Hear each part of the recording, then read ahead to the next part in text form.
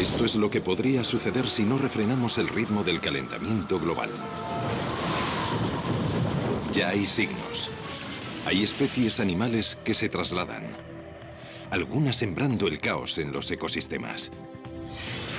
La ascensión del nivel de los mares amenaza a millones de vidas humanas. Pero está teniendo lugar una revolución científica para combatir el cambio climático. La tecnología avanza deprisa. ¿Pero será más rápida que un mundo que se calienta?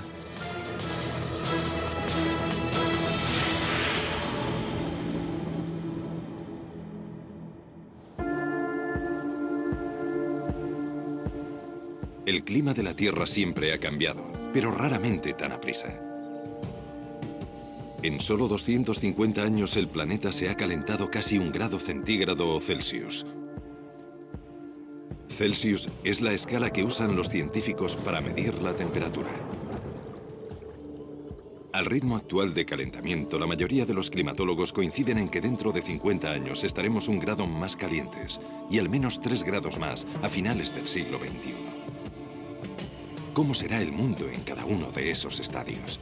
¿Y qué avances científicos y tecnológicos se llevan a cabo actualmente para afrontar cada uno de ellos?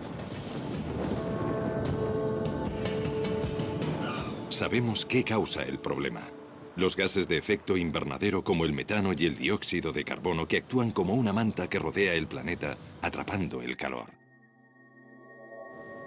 Y los gases de efecto invernadero aumentan más rápidamente que nunca.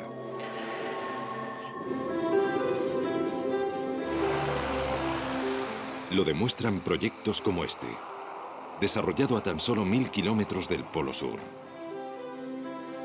Hielo antártico acumulado en capas a lo largo de millones de años.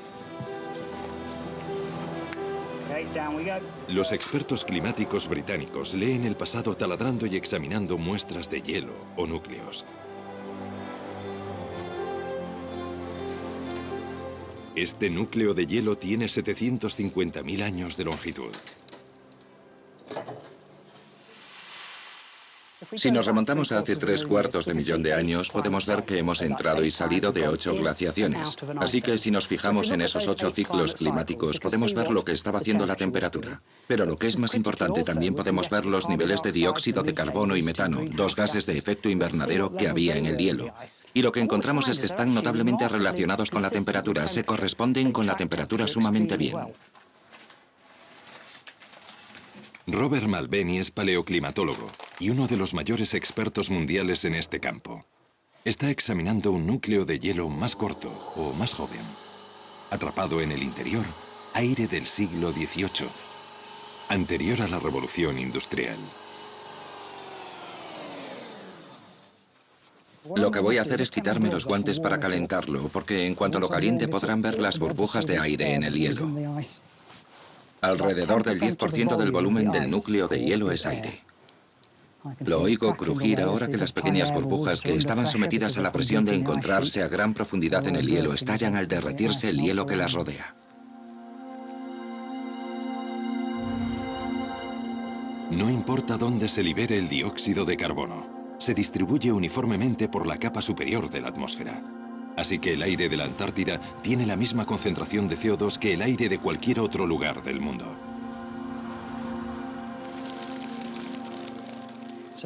Así que este es aire preindustrial y lo que esperamos ver es qué nivel de dióxido de carbono había en el aire antes de que el hombre empezara a usar grandes cantidades de combustibles fósiles y a verter dióxido de carbono en la atmósfera. Aguarden a que se estabilice el instrumento. Así que tenemos 288 partes por millón. El nivel de dióxido de carbono de hoy es de 386 partes por millón. Es decir, que ha habido un incremento de 100 partes por millón en menos de 250 años. Puede que 100 partes por millón no parezca un gran salto, pero estamos 100 partes por millón más altos de lo que hemos estado en los últimos 3/4 de millón de años, y aumenta implacablemente 2 partes por millón cada año. A no ser que podamos disminuir la cantidad de dióxido de carbono que vertemos en la atmósfera, ese nivel continuará subiendo y habrá consecuencias en el clima. La preocupación por el cambio climático condujo a las Naciones Unidas a constituir el IPCC, siglas inglesas del Grupo Intergubernamental de Expertos sobre el Cambio Climático, un equipo que representa los hallazgos de más de 4.000 climatólogos. Lo lidera el doctor Rajendra Pachauri. La ciencia relacionada con el cambio climático ha alcanzado tal nivel de sofisticación y fiabilidad que no deja resquicio alguno de dudas sobre que el ser humano está influyendo en el clima de la Tierra. Ya con casi 1 grado más, estamos viendo pequeñas pero significativas consecuencias en el mundo natural. Como no solo asciende la temperatura del aire, sino también la de los océanos, muchas especies marinas cambian de hábitat, trasladándose del Ecuador hacia los polos.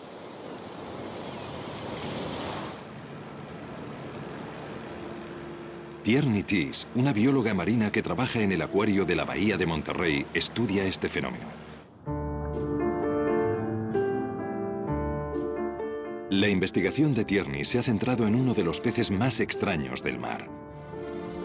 El pez luna, o mola mola, es el pez óseo más pesado del océano y puede superar los 4 metros de longitud.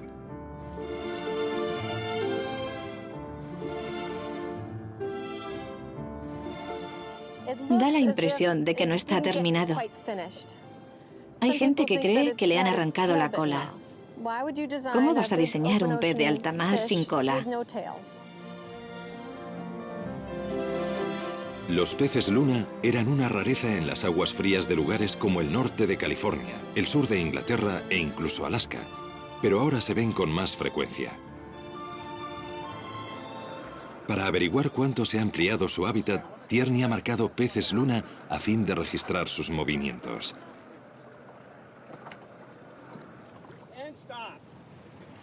Tienes que sorprenderlos, porque los mola mola son muy asustadizos, mientras que otros te dejan interaccionar con ellos.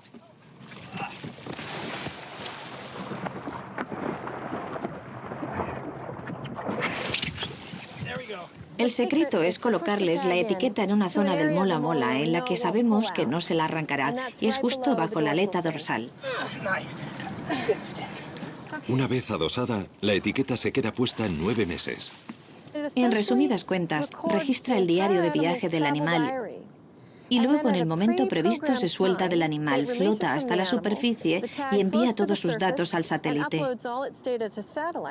Ese satélite los reenvía a nuestros ordenadores y ahí podemos analizar todos esos datos.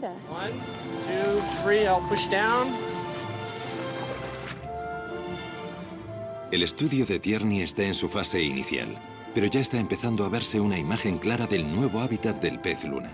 Y lo que es evidente es que aun con el más leve aumento de la temperatura, el mola mola emprende el camino.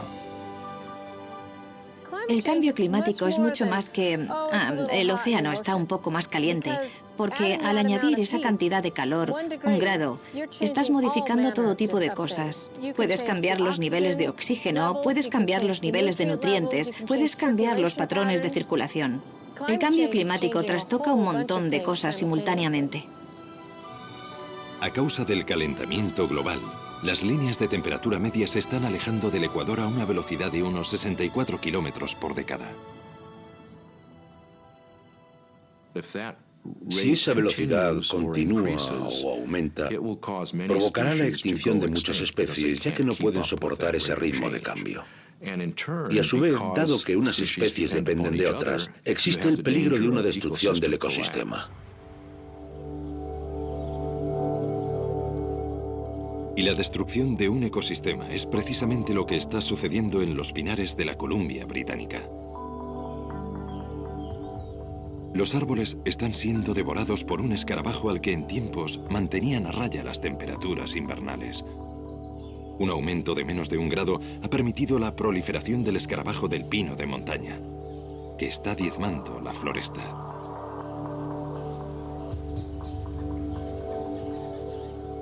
Bill Wilson dirige una investigación sobre el escarabajo de pino de montaña para el Servicio Forestal Canadiense.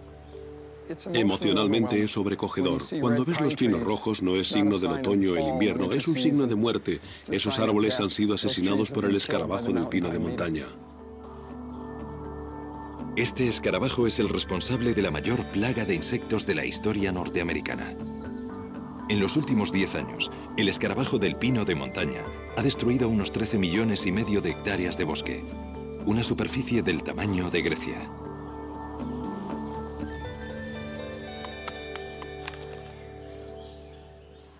Estoy observando un pino que ha sido atacado en masa por el escarabajo del pino de montaña.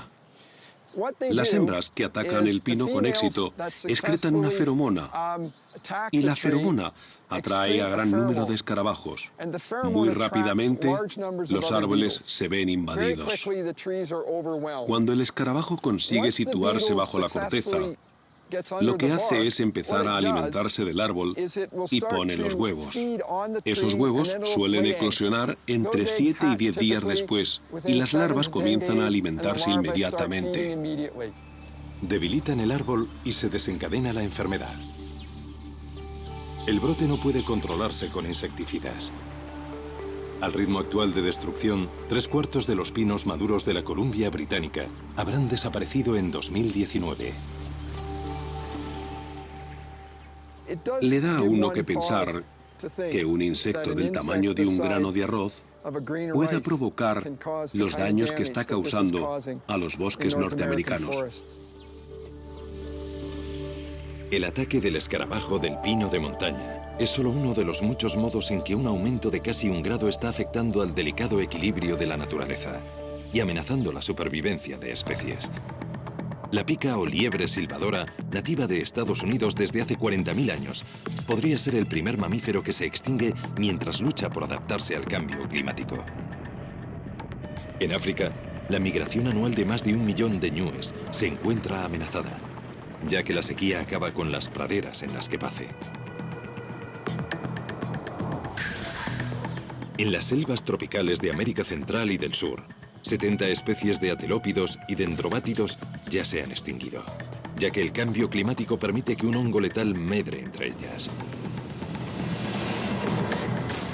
En todo el mundo, los arrecifes coralinos, hogar del 25% de la vida marina, están muriendo a medida que los océanos se calientan, absorbiendo más dióxido de carbono y volviéndose cada vez más ácidos. Pero es en el Ártico donde los efectos del calentamiento global son más evidentes.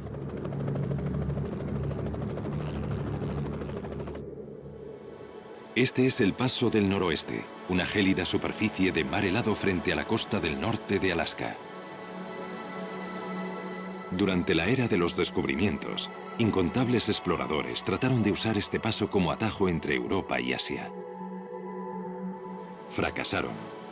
El hielo era demasiado sólido. Pero en 2007 acaeció algo extraordinario.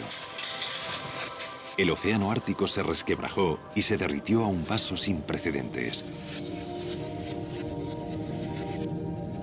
Había un 23% menos de hielo que en cualquier año del que hubiera registros. El mar helado se retira cada verano, pero en 2007 desapareció tanto que por primera vez en la historia, grandes navíos pudieron navegar por el Paso del Noroeste. Si continuase este ritmo de disminución, ya no habría mar helado estival en el Ártico para 2020. Si perdemos todo el mar helado y no se recompone, lo cual es posible, al final del verano habrá desaparecido y quizá el agua haya absorbido tanta energía solar que el mar helado no vuelva a formarse. Entonces, vas a tener importantes cambios de carácter permanente en el clima del hemisferio norte.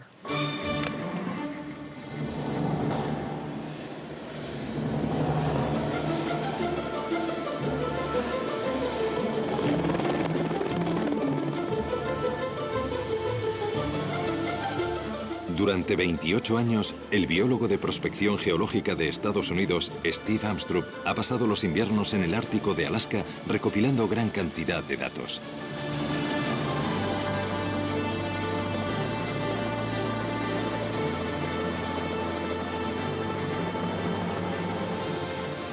Está estudiando uno de los animales más magníficos del planeta.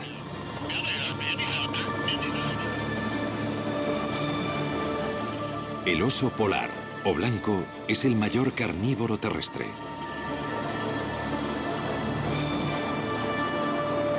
Está soberbiamente adaptado para vivir en este inmisericorde desierto desde hace 300.000 años. No puede adaptarse al cambio climático.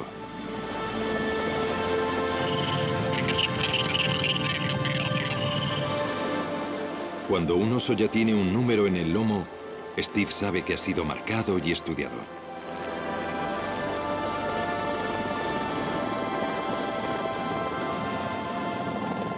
Usando un dardo tranquilizante, seda al oso sin marcar.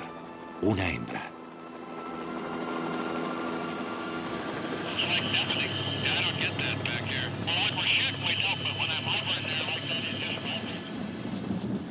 Lo que intentamos hacer es comprobar el bienestar de la población y prever el futuro para ver si es posible el bienestar venidero de esta población. Steve y su equipo disponen de 1 hora para hacer una serie de pruebas para evaluar el tamaño, el peso y la salud de la hembra antes de que se pase el efecto del sedante. Bueno, esto es solo para conseguir diversas medidas y esta es la circunferencia total.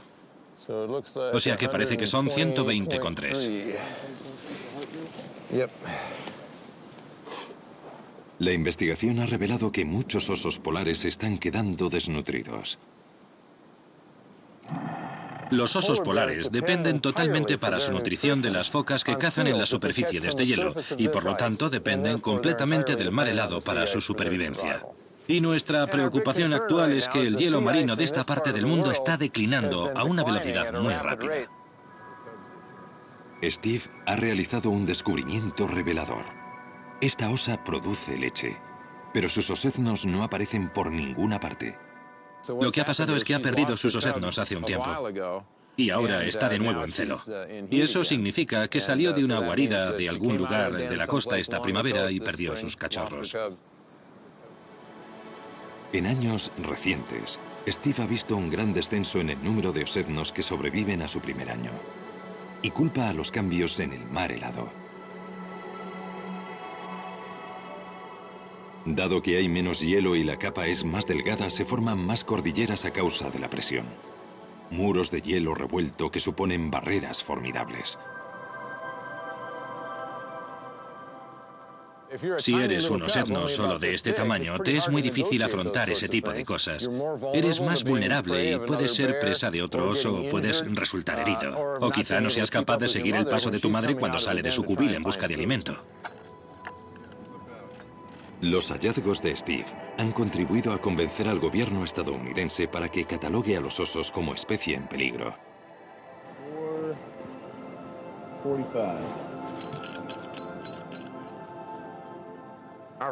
Nuestras previsiones apuntan a que los osos polares podrían desaparecer de la región donde nos encontramos en los próximos 50 años. Llevo 28 años subiendo aquí y siempre he podido contar con hallar osos polares. Si viviera para ver el día en que no pudiera venir y encontrar osos polares, me resultaría muy difícil de digerir.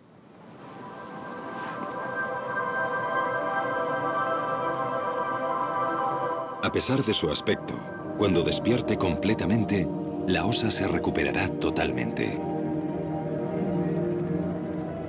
El hielo marino ha disminuido porque mientras que las temperaturas del resto del mundo han aumentado casi 1 grado, aquí han ascendido casi 3 grados.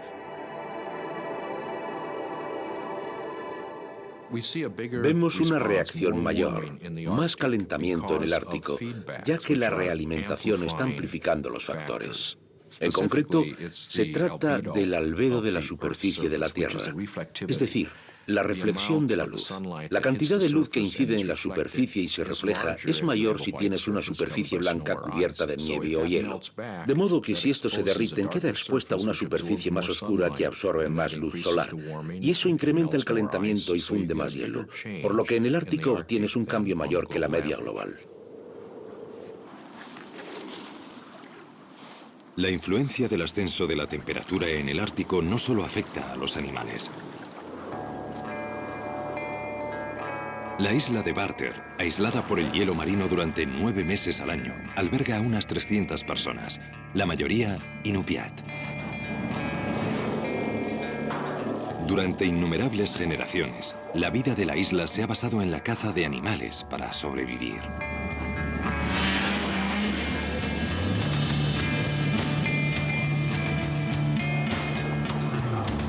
Robert Thompson es un cazador inupiat de la isla. Hoy se dirige a lo que en tiempos fuera un rico cazadero.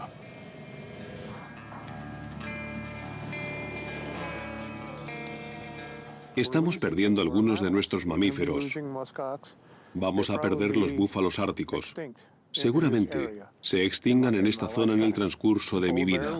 El oso polar va a desaparecer, la población de caribú va a disminuir y también algunas aves. Sin nuestros animales nosotros desapareceremos, nuestro pueblo estará perdido. Nuestra cultura se basa en los animales. Podríamos importar diversos tipos de alimentos y seguir viviendo aquí, pero las cosas que hacemos, las que nos definen, se perderán. La mayoría de los climatólogos cree que a mediados de este siglo habitaremos un mundo 2 grados más caluroso. El único modo de evitarlo es disminuir las emisiones y cambiar la forma de producir energía.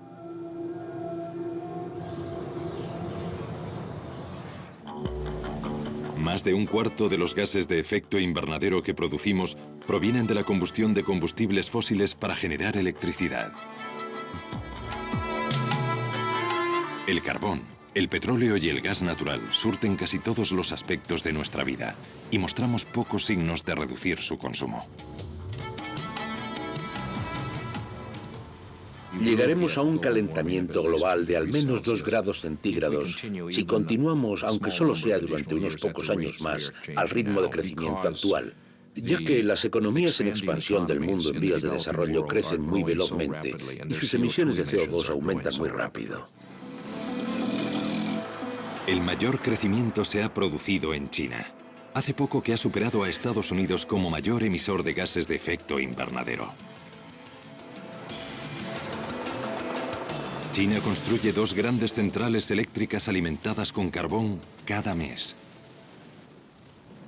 El carbón alimenta buena parte del desarrollo económico mundial y produce la asombrosa cifra del 41% de la electricidad de todo el mundo.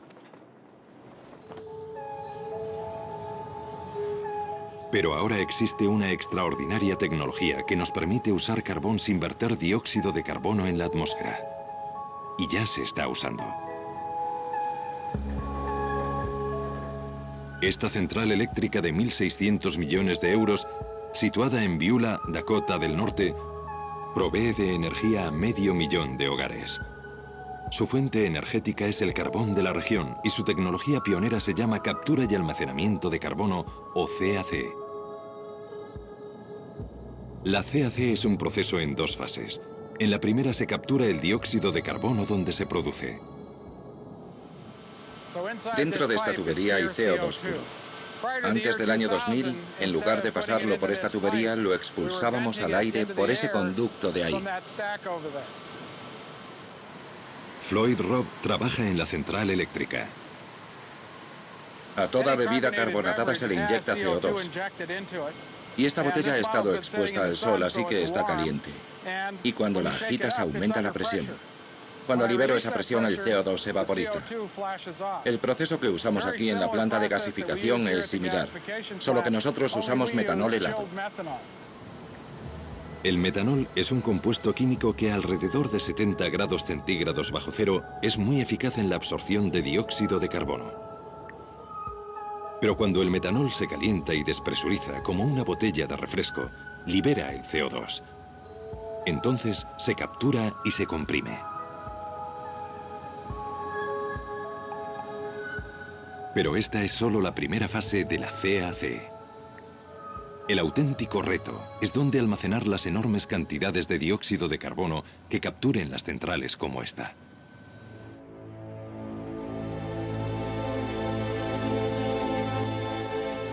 La solución podría hallarse aquí, en los magníficos cañones de arenisca del apropiadamente llamado Carbon County, Condado del Carbono, en Utah.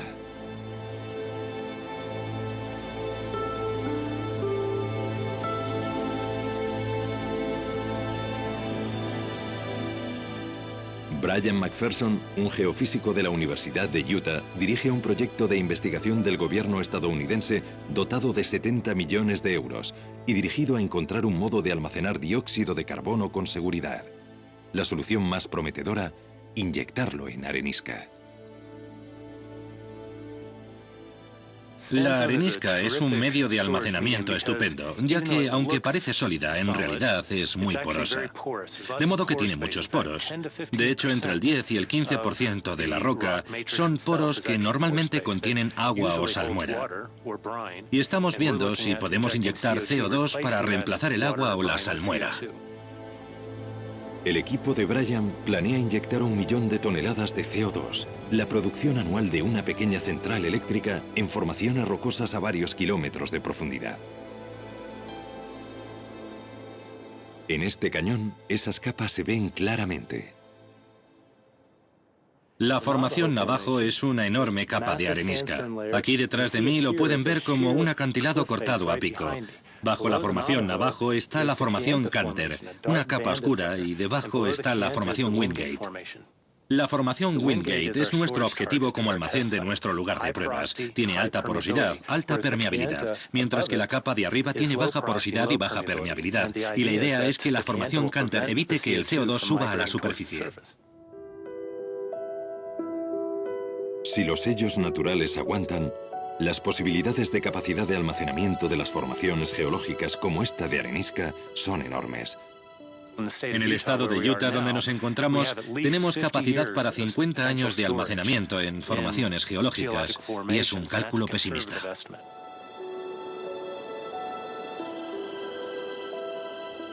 La CAC podría ofrecer los máximos beneficios con unas alteraciones mínimas. El mérito de la CAC es que nos permite usar la mayor fuente de energía fósil que tenemos.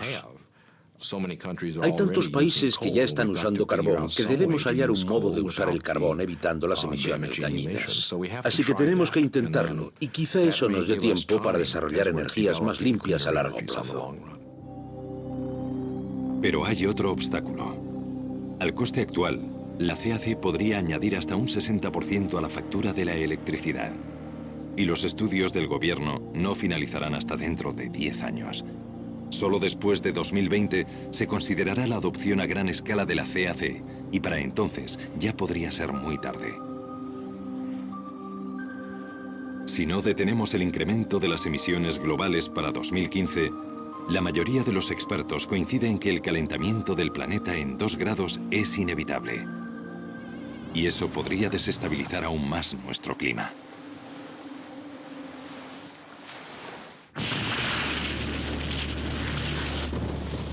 Una de las consecuencias más significativas del cambio climático ha sido el ascenso del nivel de los mares.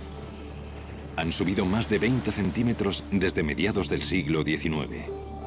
En un mundo 2 grados más caluroso, subirían por encima de los 20 centímetros más. El agua, como muchas otras sustancias, se expande cuando se calienta. Y el hecho de que la capa superficial de los océanos esté más caliente significa que es más grande que antes, y lo único que puede hacer el agua es subir, de modo que por esa razón sube el nivel del mar. La otra razón por la que aumenta el nivel del mar es que si derrites el hielo que había en tierra, el agua fluye hacia el océano. El calentamiento y la expansión de los océanos tendrá otra consecuencia. El clima extremado y destructor se volverá mucho más común. 2008 trajo devastadores huracanes como Gustav y Ike. Se estima que más de 100.000 personas murieron en Myanmar, la antigua Birmania, a consecuencia del ciclón Nargis. Nadie puede relacionar estos sucesos directamente con el cambio climático, pero muchos científicos creen que las temperaturas más altas ya contribuyen a acrecentar la intensidad de las tormentas. El calor latente alimenta las tormentas eléctricas, tornados, tormentas tropicales, huracanes. La energía procede del calor latente, así que los océanos más cálidos alimentan más las tormentas, de modo que esperamos que las tormentas más fuertes se vuelvan aún más fuertes. El impacto destructivo de esto se sentirá en lugares inesperados. Nueva York, 8 millones de habitantes. Una de las mayores y más ricas ciudades del mundo. A los neoyorquinos les gusta pensar que ya lo han visto todo. Pero en un futuro más cálido tendrán que vérselas con la amenaza de inundaciones regulares y devastadoras.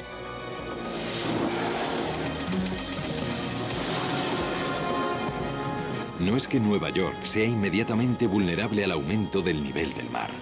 Los mares tendrían que subir más de 6 metros para sumergir Manhattan. Pero en un mundo 2 grados más caluroso, es mucho más posible que Nueva York padezca inundaciones debido a las marejadas ciclónicas. Por eso es una ciudad vulnerable a los huracanes.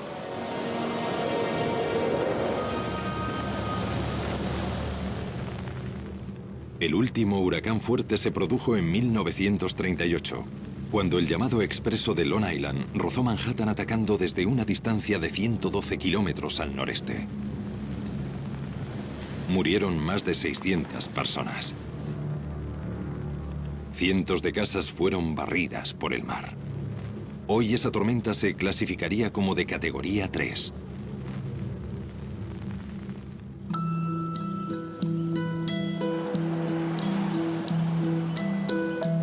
Hay muchos huracanes más tempranos en la historia de Nueva York. Jeff Donnelly es paleotempestólogo, un científico que estudia las tormentas antiguas. Como los climatólogos de la Antártida, lo hace escarbando en la historia y tomando muestras de núcleos.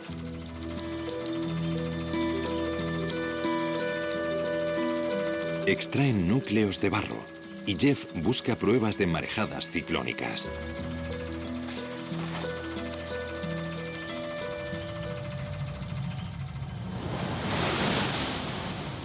La marejada ciclónica es como un tsunami promovido por los fuertes vientos y las sumamente bajas presiones del ojo del huracán. Suele ser el elemento más destructor del ataque de un huracán.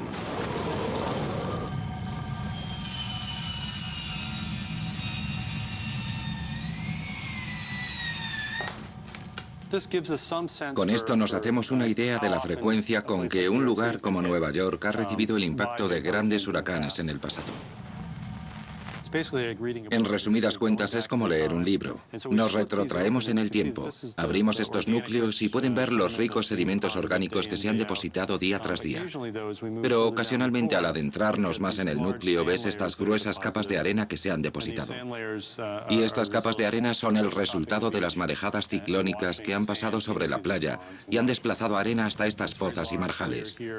Y esta gruesa capa de aquí data del huracán de Nueva Inglaterra de 1938. Estos núcleos proceden de muy cerca de la ciudad de Nueva York y seguramente daten del huracán de la ciudad de Nueva York de 1821. Fue la última vez que la ciudad fue atacada por un huracán intenso, probablemente el huracán de 1815. Probablemente 1675, 1635. Y luego, antes, estos son todos anteriores al asentamiento europeo en el este de Norteamérica, de modo que los huracanes documentados llegan hasta esta época. Así que sabemos que es posible que Nueva York sufra huracanes directos, huracanes intensos. Han tenido lugar muchas veces y volverán a ocurrir en el futuro. Previamente, en cualquier año dado, había una posibilidad entre 100 de que llegara una devastadora marejada ciclónica de 3 metros. Pero en un planeta 2 grados más caliente, esas posibilidades variarán. La doctora Cynthia Rosenzweig, destacada climatóloga, ha realizado muchos estudios para predecir inundaciones provocadas por marejadas ciclónicas. Una parte de las proyecciones del cambio climático es prácticamente segura. Es que el nivel de los mares será más alto. Eso proporciona la base para que ocurran las inundaciones costeras. Aunque las tormentas no cambien, ese nivel del mar más elevado permite que la inundación se interne más tierra adentro. Esa es la mayor vulnerabilidad de la parte sur de Manhattan y de muchas zonas bajas de la región de Nueva York. Con un nivel del mar más alto, marejadas ciclónicas que en el pasado habrían causado inundaciones de poca importancia se tornarán tan destructivas como la mayor tormenta del siglo. Lo que muestran nuestros estudios es que esa mayor tormenta del siglo podría suceder una vez cada 20 años. Durante la vida de nuestros hijos, es muy posible que tenga lugar esa tempestad catastrófica. En una tormenta así, la bolsa de Nueva York, Wall Street y todo el sur de Manhattan quedarían inundados. Partes de los distritos exteriores, Staten Island, Queens, Brooklyn y ciertas zonas de Nueva Jersey también quedarían anegadas. Pero quizá haya un modo de prevenirlo.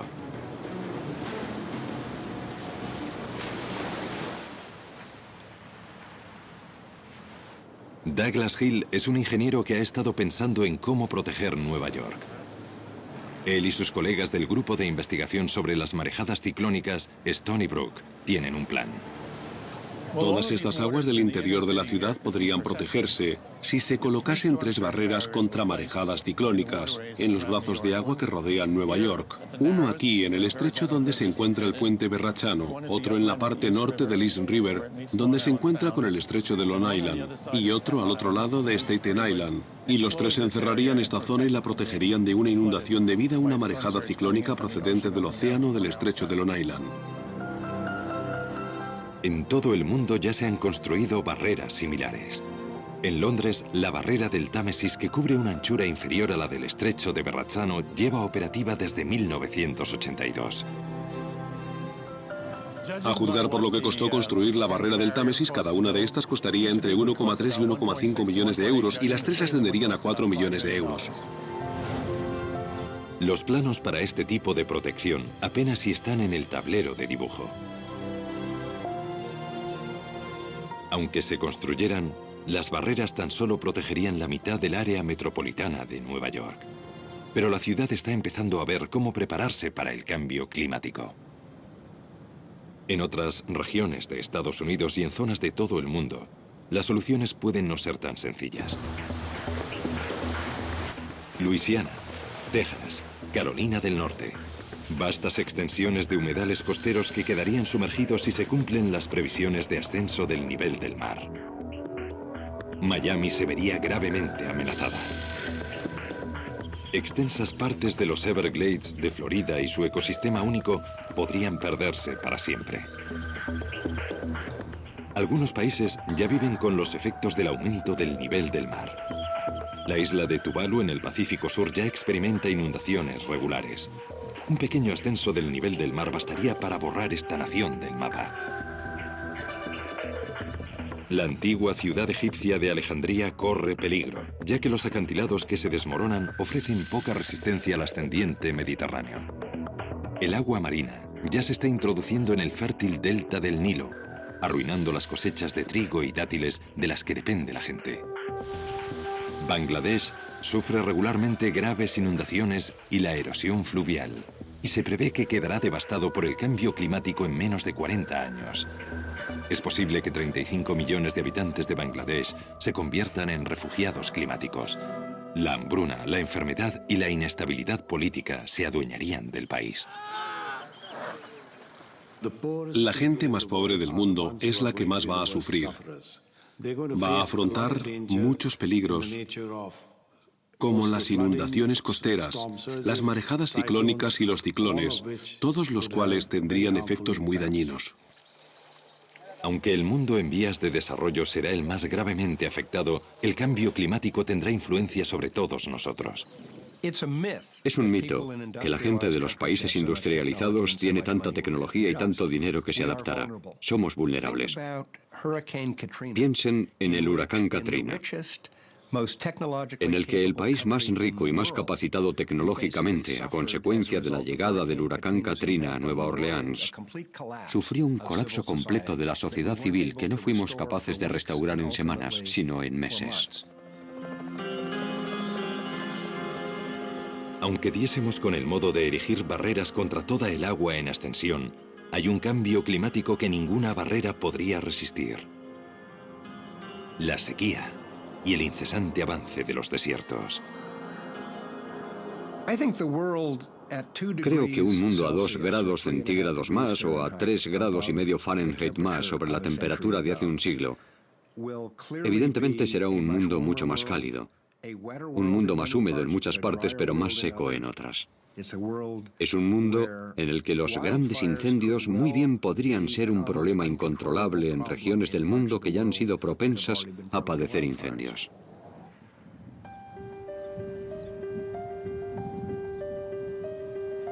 Y en ningún lugar la amenaza es tan evidente como en el estado estadounidense de California.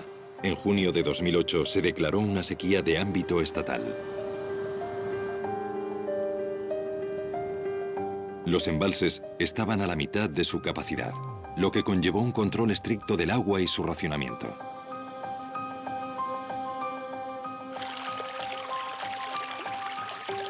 Buena parte del agua californiana proviene de la nieve y el hielo de Sierra Nevada. Y esta fuente está en declive. La prueba más alarmante de ello es que se derriten los glaciares montañosos. En 1885, el glaciar Dana era un 75% mayor que hoy.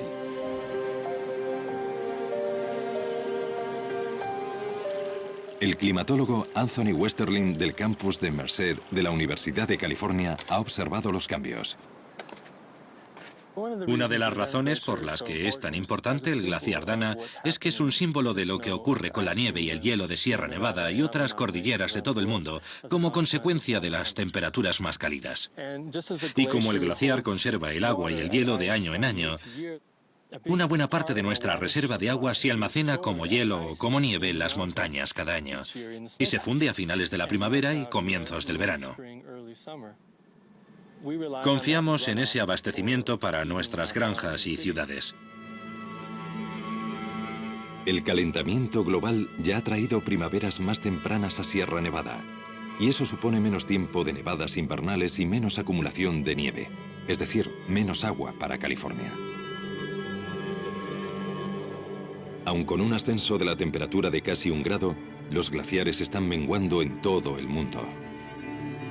A medida que se caliente la Tierra, el deshielo acelerado de los glaciares supondrá una grave amenaza para grandes poblaciones. Los mayores temores se centran en el Himalaya, que abastece los grandes ríos del subcontinente indio, el Indo y el Ganges. Habría una reducción muy acentuada del flujo de agua en todos los ríos que surgen de esas grandes reservas de hielo de la cordillera del Himalaya. Si eso ocurre, afectará a 500 millones de personas que viven en el subcontinente y a 250 millones de personas en China. Con un aumento de la temperatura de 2 grados, la escasez del agua no solo afectará a las reservas de agua potable, sino también a la agricultura. Los secarrales podrían reemplazar a las tierras de labor en todo el mundo. Y la sequía tiene otra devastadora consecuencia: el fuego. Las últimas investigaciones revelan que a medida que se caliente el globo, las temporadas de incendios van a empeorar mucho. Los incendios de California del verano de 2008 fueron los más graves desde que existe constancia. This is our nightmare. I'm just scared. My kids and my grandkids, I'm just scared. It's just unbelievable what it's like when you see all those flames coming right at you. Hubo cerca de 10.000 incendios que abrasaron más de 5.000 kilómetros cuadrados. Se perdieron 1.500 casas. Algunos fuegos aún ardían a finales de noviembre.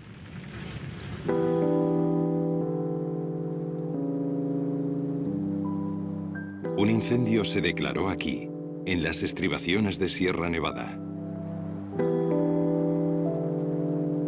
Pero lo que pasó en 2008 no fue un episodio aislado. Las investigaciones de Anthony Westerling han revelado una tendencia alarmante. Ha habido un tremendo y espectacular incremento de la duración de la temporada de incendios en el oeste de Estados Unidos, superando con mucho los 2 meses de duración. No será solo Estados Unidos el que sufra incendios más frecuentes e intensos. Será un problema importante para lugares como Australia, Rusia, Suráfrica y las zonas de Europa que sean más proclives a la sequía y las olas de calor. En un mundo 2 grados más caluroso, el Sáhara avanzaría hacia el norte. Esto está asociado con la extensión de algo llamado célula de Hadley, que es el fenómeno en que el aire asciende en el ecuador, donde el calentamiento producido por el sol es más fuerte, y se mueve hacia afuera y desciende sobre regiones como el desierto del Sáhara. Al descender reseca el aire y acabas teniendo un desierto. Con el calentamiento global, esta célula se vuelve más gruesa y tiende a descender más al norte en el hemisferio norte, es decir, en resumidas cuentas, la región mediterránea. Cada año, millones de turistas se dirigen a las playas mediterráneas.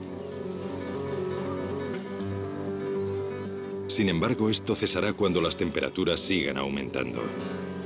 Lugares que hoy son tentadoramente cálidos se volverán secos, yermos e insoportablemente calurosos. Las economías locales se resentirán por el descenso del turismo. Para otras regiones, el aumento de la temperatura y la desertificación se convertirán en una cuestión de vida o muerte. Un incremento de 2 grados puede conllevar escasez de agua en varias partes del mundo. Para 2020, solo en África, habrá entre 75 y 250 millones de personas afectadas por la falta de agua a resultas del cambio climático. Si queremos evitar los efectos de un mundo 2 grados más caluroso, los esfuerzos individuales por reducir las emisiones ahorrando energía en casa y en el trabajo tendrán que ser algo que tengamos interiorizado.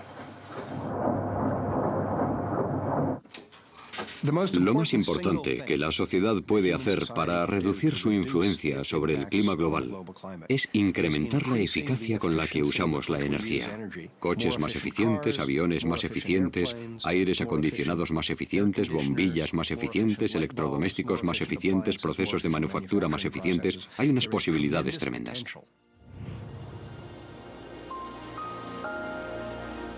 En los Emiratos Árabes Unidos se ha empezado a trabajar en un proyecto para llevar la eficacia energética al próximo nivel. La ecociudad de Masdar. Estará completada para 2016 y será una visión del futuro. 50.000 personas vivirán y trabajarán aquí. La ciudad funcionará gracias a tecnologías limpias, de modo que no emitirá CO2. No habrá coches en Masdar. Sus residentes se desplazarán en módulos sin conductor. Quizá parezca ciencia ficción, pero todas las tecnologías previstas ya se han desarrollado. Masdar las aunará y nos dará una primera visión de cómo podríamos vivir en el futuro.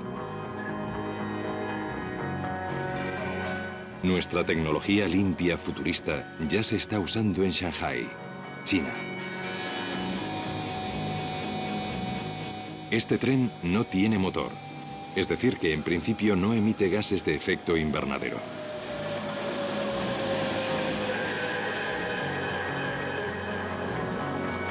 Es el primer tren comercial maglev de alta velocidad del mundo. Se desplaza a 431 kilómetros por hora. Así que el viaje de 30 kilómetros del aeropuerto de Shanghái a la ciudad dura menos de 8 minutos. Maglev es el acrónimo inglés de levitación magnética. Este tren flota literalmente en el aire.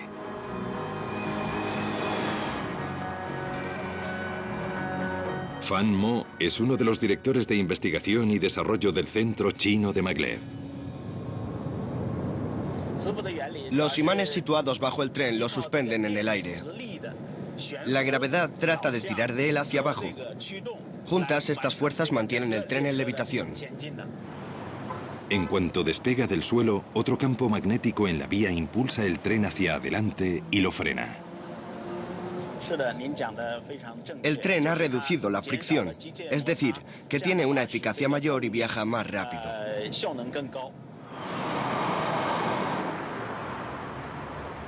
La levitación magnética no es una tecnología barata por el coste de tender el raíl que sirve de guía. Los antiguos rieles tendrían que sustituirse, pero los beneficios serían enormes. La fuente de gases de efecto invernadero que más crece es el transporte aéreo. Los maglevs podrían ofrecer una alternativa a los vuelos que cubren distancias cortas, lo que transformaría completamente los viajes por Europa, Asia y Norteamérica.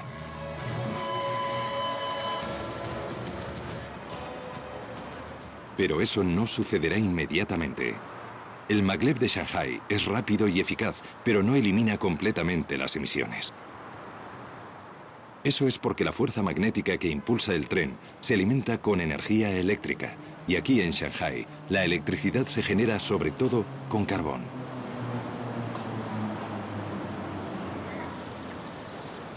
O sea que para que esta brillante tecnología tenga un auténtico impacto, debemos o bien perfeccionar la captura y almacenamiento de carbono, o bien dar con un modo alternativo de producir electricidad. Un país ya lo ha conseguido, dominando la naturaleza. El 99,9% de la energía de Islandia se produce sin emitir gases de efecto invernadero.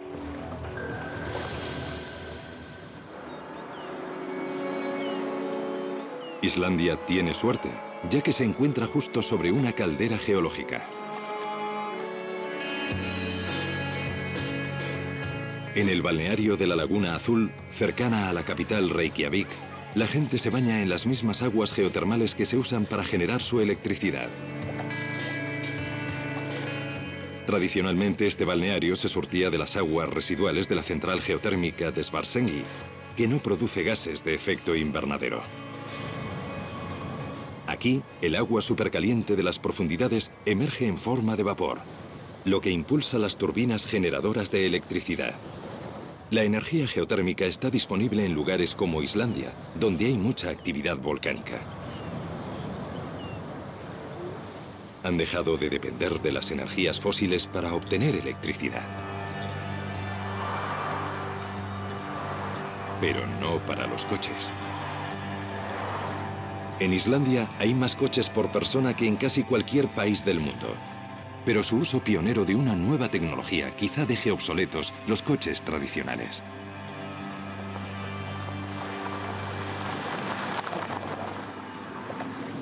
Este coche se parece a cualquier otro. Tiene el aspecto del típico coche de gasolina o de cualquier otro coche. Pero se trata de un vehículo de hidrógeno, que tiene una pila de combustible. La pionera de la tecnología de pilas de combustible ha sido la compañía de Jon Björn Skulason, que trabaja con 13 prototipos de coches de hidrógeno. Bajo el capó, una pila de combustible divide el hidrógeno en protones y electrones, sus componentes subatómicos básicos. Los electrones viajan a través de un circuito y se transforman en energía eléctrica, impulsando el motor. En Islandia creen que las pilas de combustible son un gran adelanto con respecto a las baterías convencionales que alimentan los coches eléctricos existentes. La ventaja de nuestro coche de hidrógeno es que un automóvil de hidrógeno puede repostar en 3 o 4 minutos, y el coche de hidrógeno tendrá una autonomía similar a la de un vehículo de gasolina. De modo que la diferencia es que los coches de baterías suelen tardar entre 5 y 8 horas en cargarse y solo tienen la mitad de autonomía que un coche de hidrógeno. Reykjavik cuenta con su propia estación de servicio de hidrógeno.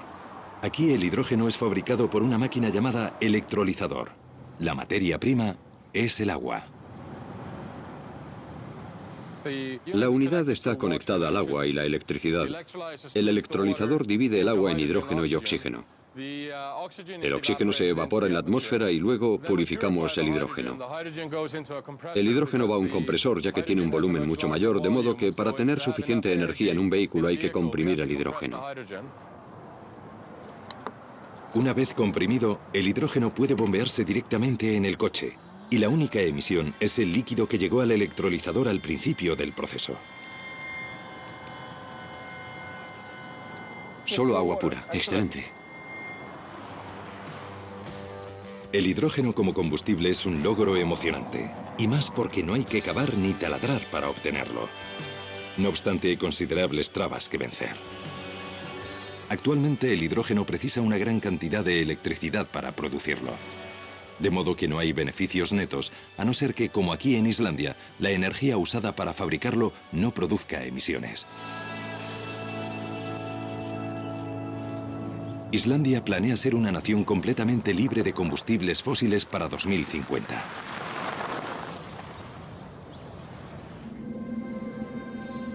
Pero para otros países que no se encuentran sobre un inagotable surtidor de energía renovable, hay otra fuente disponible que puede dominarse: el sol.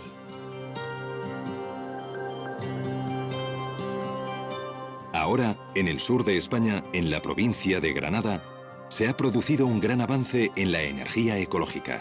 Una central solar que funciona aunque el sol no brille. Cuando esté finalizada, Andasol cubrirá 2 kilómetros cuadrados y abastecerá de energía a 50.000 viviendas. Es un gran paso adelante, ya que una central de carbón con una producción similar emitiría 180.000 toneladas de dióxido de carbono anuales.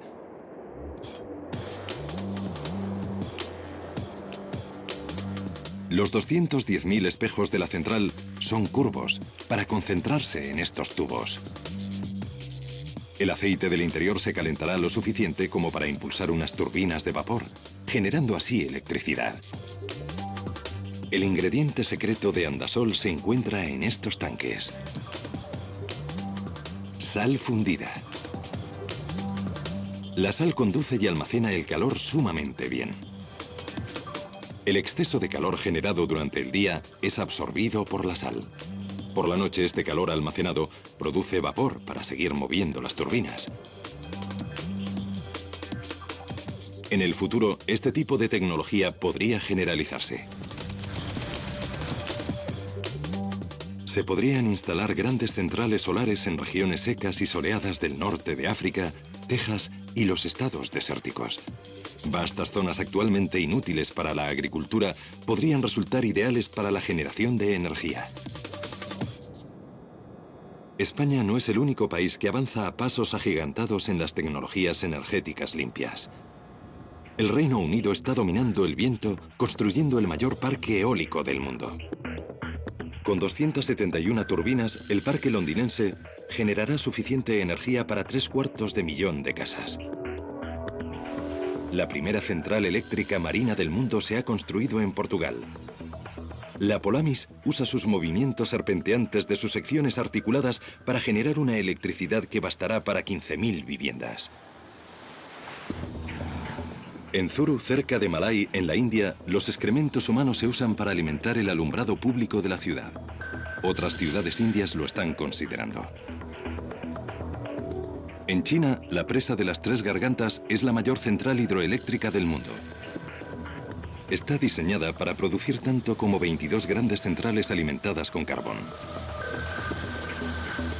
Aunque no es energía verdaderamente renovable, y pese a su controvertida reputación, la energía nuclear está experimentando un resurgimiento. Actualmente proporciona a Francia el 70% de su electricidad, y varios gobiernos están planeando la fabricación de nuevas centrales. Todas estas tecnologías son un paso adelante en la dirección correcta, pero hay otra fuente de gases de efecto invernadero que aún no ha sido abordada. Una fuente que produce aún más que el sector del transporte: el ganado.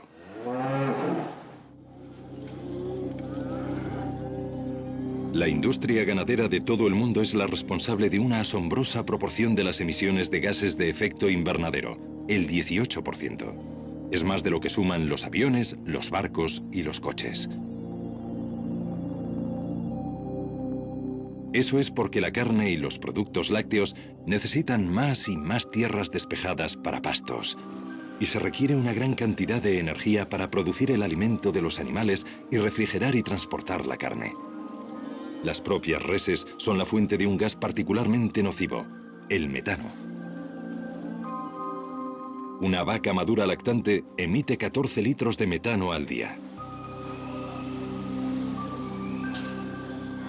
Como gas de efecto invernadero, el metano tiene más de 10 veces el efecto de atrapar energía que el dióxido de carbono, o sea que es crucial reducir su emisión.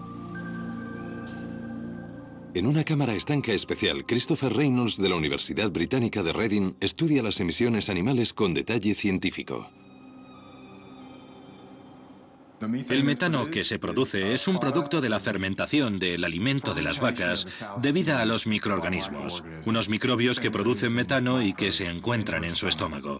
Y esos microbios ayudan a digerir el alimento que la vaca consume, pero uno de los subproductos es el metano.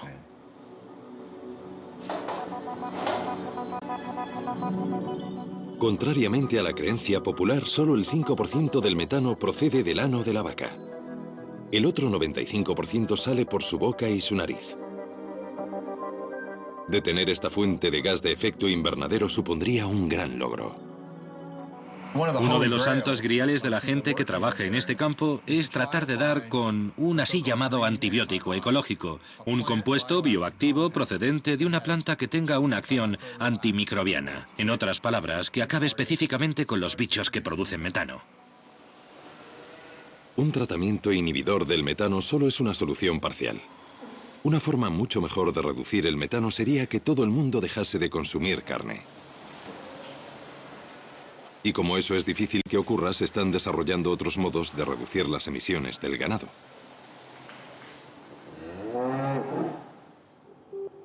En la Universidad de Australia Occidental, en Perth, una extraña creación crece lentamente en un laboratorio.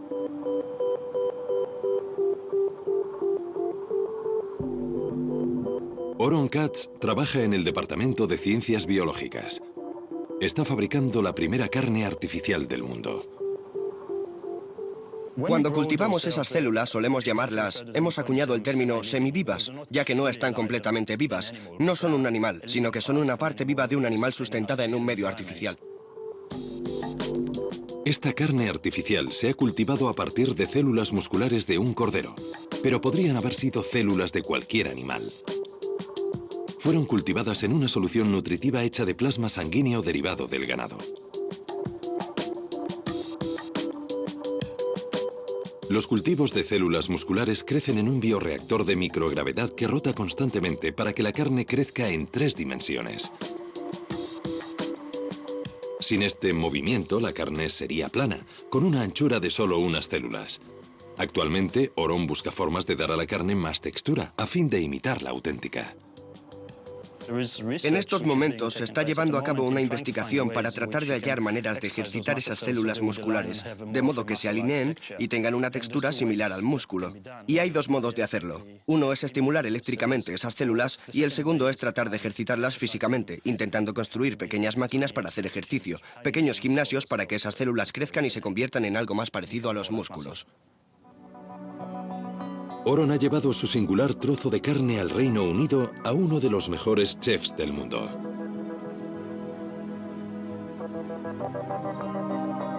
Heston Blumenthal, poseedor de 3 estrellas Michelin, es célebre por fusionar ciencia y gastronomía. Esta carne es tan innovadora que en Gran Bretaña no se reconoce como alimento y legalmente no puede comerse. It's got a smell of raw liver to it. I never really sniffed it, but I'm not allowed to eat it, so that's about as close as I can get. You're going to turn it into the world's most expensive, tiniest hamburger. Yes, which it is at the moment, and that's as big as one can get at this stage. Mucha gente podría considerar la idea de la carne criada en laboratorio menos que apetecible. Pero no este chef magistral. I think as a catalyst for conversation, debate and thought, it's fantastic because how many people are quite happy to eat sliced ham that actually is not ham at all. It's processed meat from animals that have been literally chained to the floor. Yeah. That's not a problem, but something that's been grown in a lab actually is a problem. To me, that has the potential to be a lot more ethical. Esta tecnología aún está en su infancia. Aun cuando los científicos descubran cómo incrementar la producción, esta sustancia criada en el laboratorio solo serviría como carne picada o troceada. Los filetes y las pechugas de pollo artificiales aún son solo un sueño. Y su producción aún no es viable económicamente. Pueden quedar décadas para la carne artificial, pero hay otra tecnología revolucionaria que también imita a la naturaleza que podría estar lista en unos pocos años. y que podría reducir los actuales niveles de dióxido de carbono, algo vital en un mundo 2 grados más caluroso.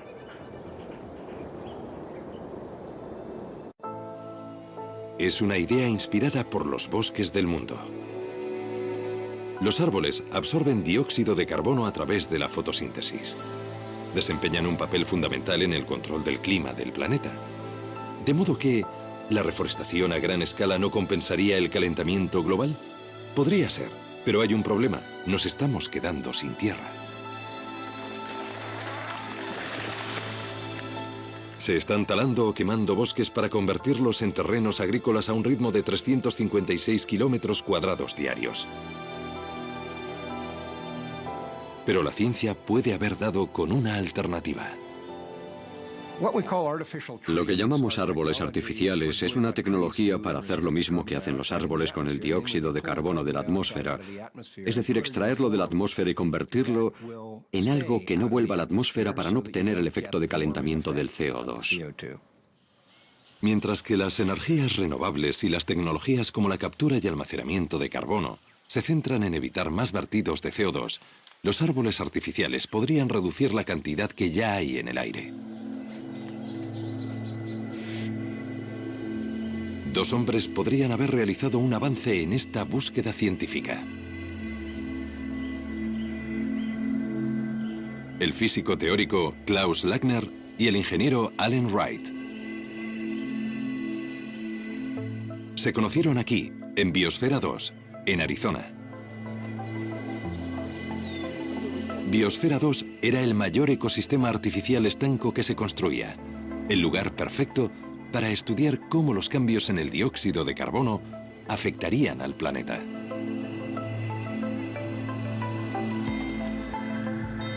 Cuando Allen y Klaus comenzaron a trabajar en cómo fabricar un árbol sintético viable, sabían que sería un paso gigantesco en la lucha contra el aumento del nivel de CO2 y el calentamiento global. El primer dispositivo que construyeron usaba hidróxido sódico, un componente químico conocido por su capacidad para absorber dióxido de carbono. Pero inmediatamente se toparon con problemas. La solución de hidróxido sódico es un material terrible para trabajar. Es muy corrosivo y cáustico. Como posible candidato tecnológico, sencillamente no funcionó.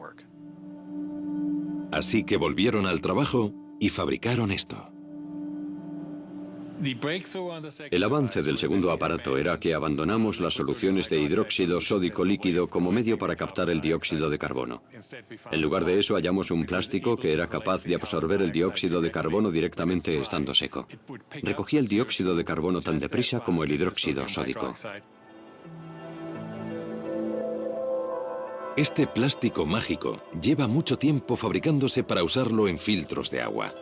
Pero nadie había pensado en utilizarlo por su capacidad natural para absorber dióxido de carbono. En el nuevo prototipo, más parecido a un armario alto que a un árbol, se colgaron láminas del plástico. Pero para que el plástico fuera reutilizable, es decir, económicamente viable, debían encontrar un modo de que liberase el CO2 capturado. Otro compuesto químico, el carbonato sódico, tenía propiedades que podían eliminar el CO2 del plástico.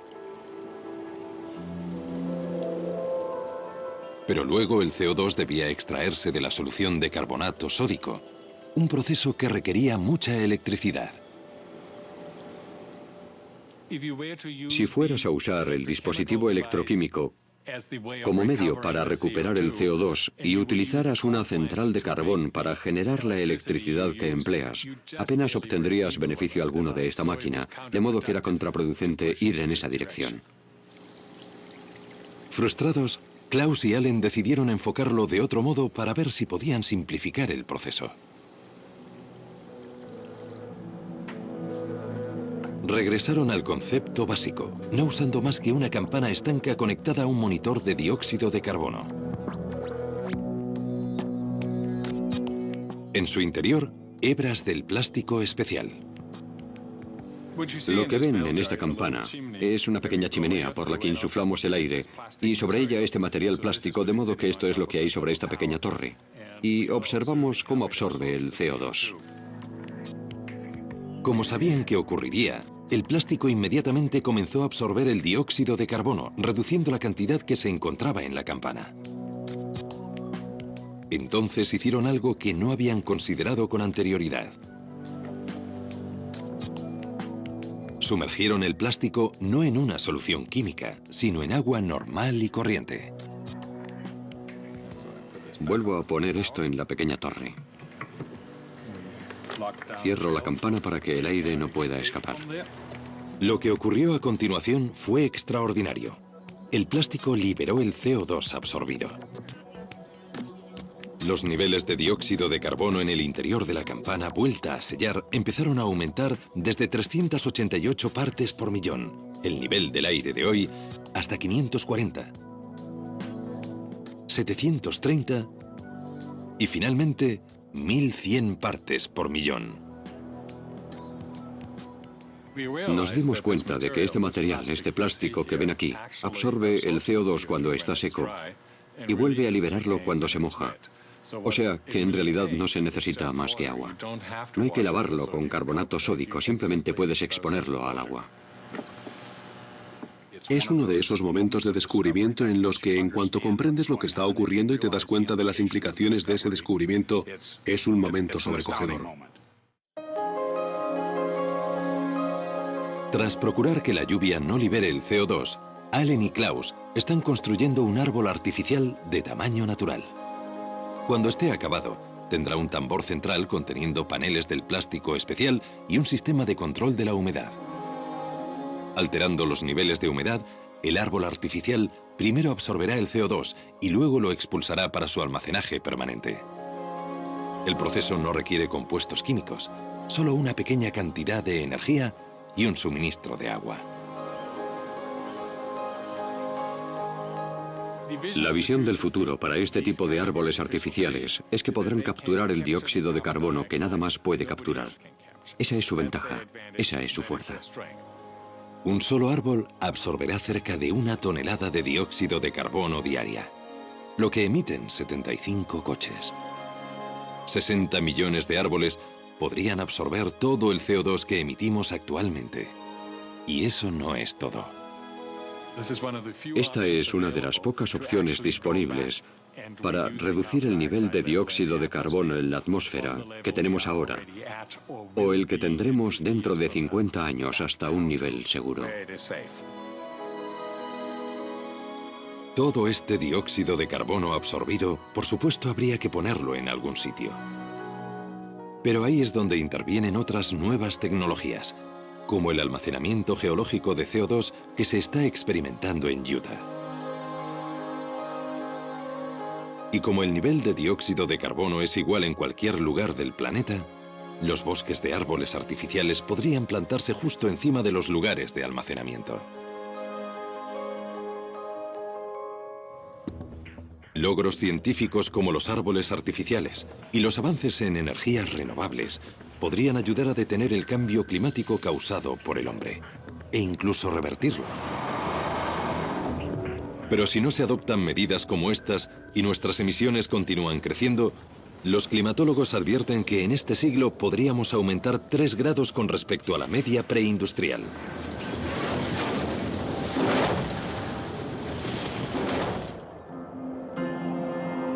Con este nivel de calentamiento, el planeta podría pasar por una serie de momentos clave.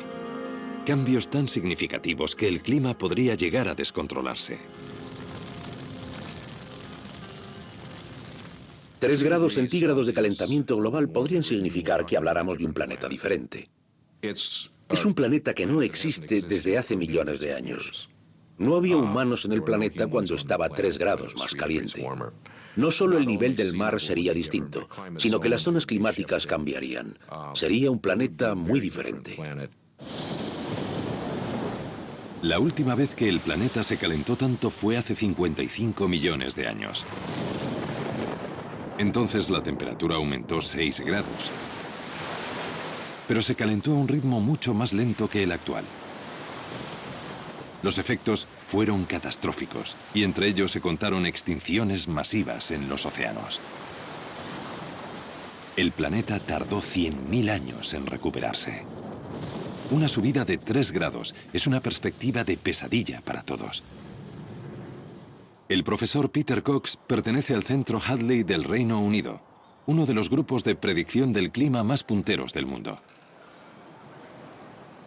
Aquí, bajo tierra, hay baterías de superordenadores que predicen el clima, tanto del presente como del futuro. Al superar los 3 grados, forzamos más de lo habitual el sistema climático, pero no hay indicaciones del registro climático pasado. Y por lo que sabemos sobre el sistema climático puede variar muy repentinamente. Un sistema climático que cambiase repentinamente, haciéndose 3 grados más caluroso, llevaría lluvias a regiones cercanas al Ecuador, como la selva amazónica. Al calentar el sistema obtienes un patrón de temperaturas oceánicas en los trópicos que en resumidas cuentas atrae la lluvia de la Amazonia. Amplía la estación seca y lo que parece ocurrir en la Amazonia es que cuando la estación seca dura más de 4 meses el fuego se enseñorea de ella, de modo que el bosque tropical húmedo se transforma en sabana. Cuando el fuego se adueña de una jungla, crea unas condiciones que hacen inevitables los incendios recurrentes. Se produce un efecto cascada. En la selva amazónica se acumula el equivalente a al menos 10 años de emisiones de CO2, buena parte del cual volvería a liberarse en el aire. Los vaticinadores del clima han identificado una vasta franja de la Amazonia oriental que es propensa a sufrir descomunales incendios. No cabe duda de que la pérdida de selva tropical a esta escala tendría una gran influencia sobre el clima del planeta, aparte incluso de la enorme cantidad de CO2 que se liberaría. La pérdida de la Amazonia obviamente sería una catástrofe absoluta para la gente que vive en ella y acabaría con uno de los ecosistemas más diversos de la Tierra, pero también tendría unas consecuencias no solo regionales sino globales. Y eso es porque el Amazonas es parte del motor que impulsa la circulación atmosférica por los trópicos. Los patrones climáticos globales podrían verse radicalmente alterados con un impredecible influjo sobre la lluvia en todo el hemisferio norte. En ciertas partes del mundo, esta variación podría incluso acabar con las lluvias estacionales. Y con un aumento de 3 grados centígrados, la selva amazónica no es el único ecosistema que se perdería. También desaparecería la zona de permafrost que se extiende entre Alaska y Siberia y el norte de Europa.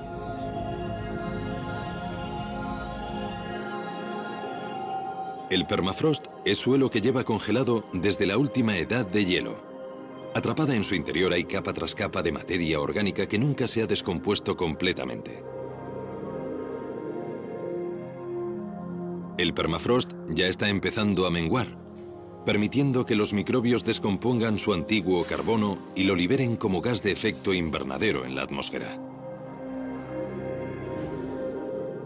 Los cálculos sugieren que en la zona de permafrost hay atrapadas hasta 1,5 billones de toneladas de carbono, el equivalente a 150 años de emisiones al ritmo actual.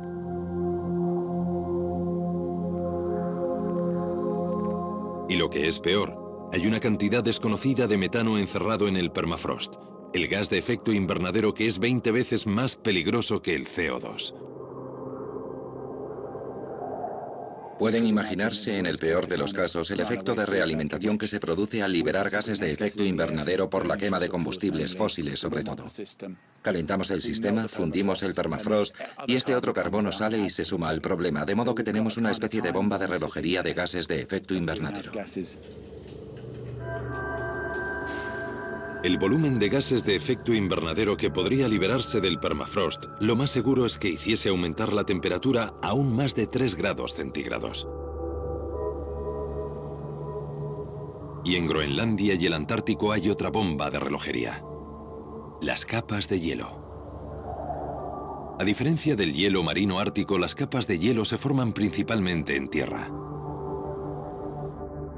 Solo la vasta capa de hielo de Groenlandia contiene 2.850 billones de toneladas de agua. De momento, esa agua está en forma de hielo, con un espesor de 3 kilómetros en algunos lugares. Pero aun con los actuales niveles de calentamiento, las capas de hielo están empezando a tornarse inestables y a moverse. Si empiezan a derretirse y el hielo comienza a desplazarse más rápidamente, podríamos tener un gran vertido de agua en el océano y un sustancial aumento del nivel del mar que se mediría en metros.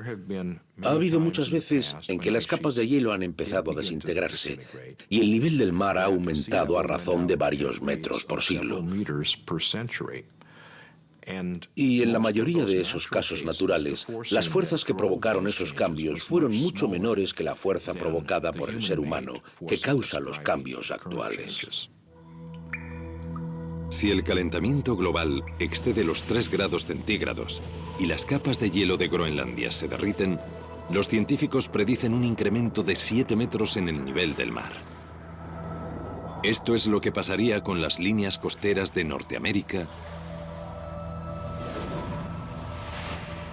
Europa y Asia. La fundición de las capas de hielo es otro suceso climático que crearía una realimentación. Como los incendios desmesurados en la Amazonia, provocaría que el calentamiento se acelerase. De nuevo interviene el efecto albedo.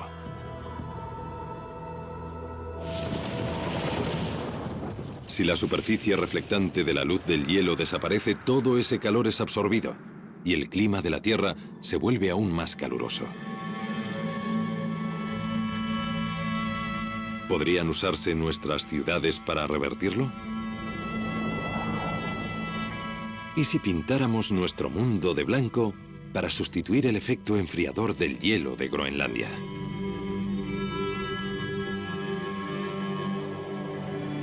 En México, el norte de África, Grecia y España, la gente lleva mucho tiempo viviendo en poblaciones blancas. Las casas blancas son más frescas. Aunque haya sido creado artificialmente, esto también provoca el efecto albedo. Pero la mayoría de las ciudades están cubiertas de asfalto y cemento oscuro. Esto no refleja el calor, sino que lo absorbe. De hecho, las ciudades crean sus propios microclimas. Las temperaturas en áreas construidas pueden ser hasta 6 grados más cálidas que el campo circundante. O sea que, ¿hay algún modo de convertir las grandes urbes modernas en blancas aldeas griegas, al menos en cuanto a su capacidad de reflexión? ¿Será este el aspecto que tendrá el futuro?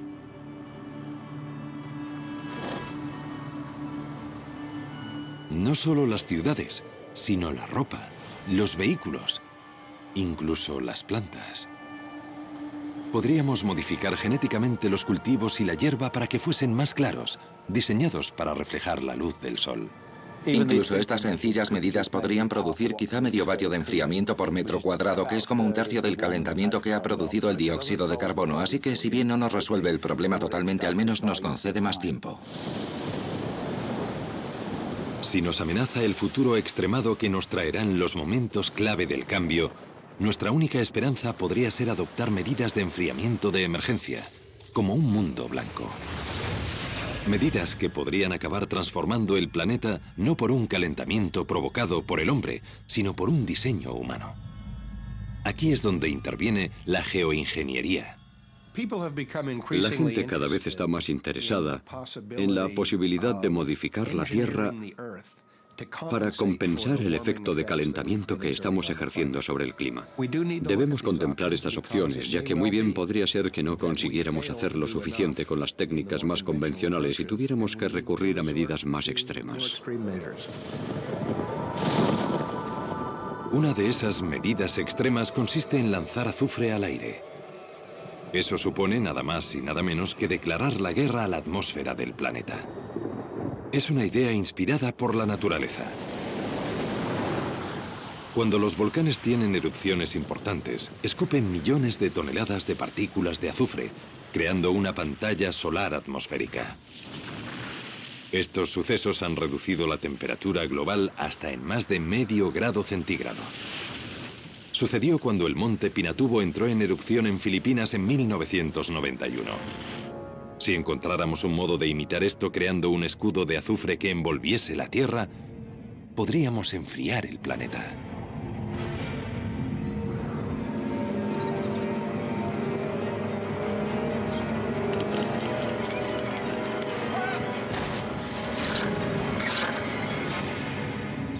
Quizá podríamos hacer que el ejército disparase azufre a lo alto de la atmósfera usando sus cañones. Mientras lo conserves ahí, tienes un escudo que refleja parte de la energía del sol. Además, veríamos unas bonitas puestas de sol, aunque también haría otras cosas. Todos somos conscientes del problema del agujero de la capa de ozono que tuvimos cuando modificamos la química de la estratosfera y se produjo el agujero de la capa de ozono. Ahora no sabemos lo que podría pasar con la química de la estratosfera, pero nos inquieta que algo ocurra.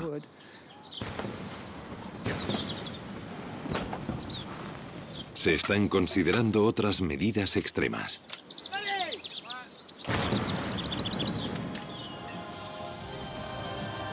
Tales como barcos que vaporicen niebla en el aire, creando más nubes.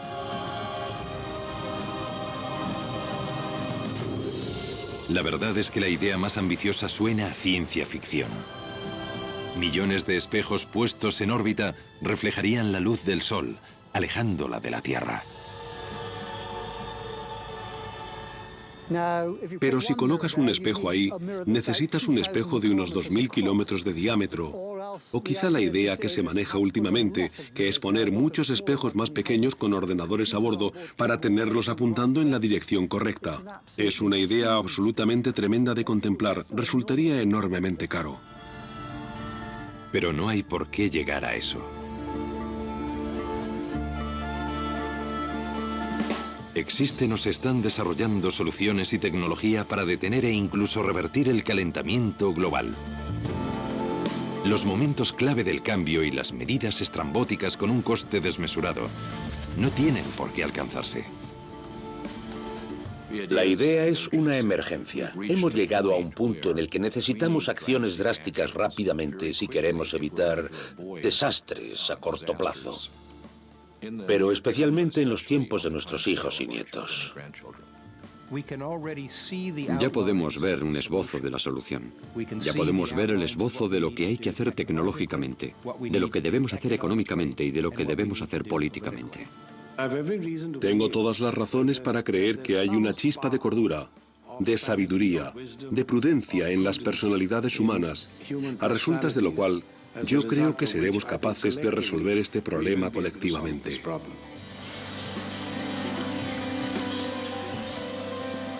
Los climatólogos estiman que si tenemos alguna oportunidad de ralentizar o detener el calentamiento global, las emisiones de CO2 de todo el mundo tendrán que alcanzar su culmen en 2015. Así que parece que el momento de actuar es ahora, ya. Tenemos la capacidad y los conocimientos, así que seguramente sea responsabilidad nuestra proteger nuestro planeta para las generaciones futuras.